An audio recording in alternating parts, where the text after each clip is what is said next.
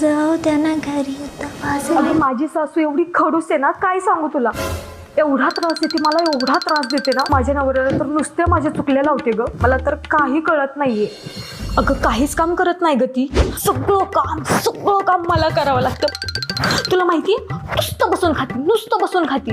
खाण्याशिवाय दुसरं काही कामच नाहीये तिला. मी तुला माहितीये मी किती काम करते. अगं फक्त खाती, एवढं खाती. खाऊन भोपळा झाली भोपळा. टुणूक अशी चालत असते ती. सकाळपासून कुठे गेली आहे काय माहित. पण तुला सांगते, एकतर ती या घरात राहील किंवा मी या घरात राहील. हा आई कुठे चाललाय तुम्ही? मी चांगली सासू नाही बनू शकले ना, माफ कर मला. अहो आई, मी प्रँक करत होते. तो बघा कॅमेरा.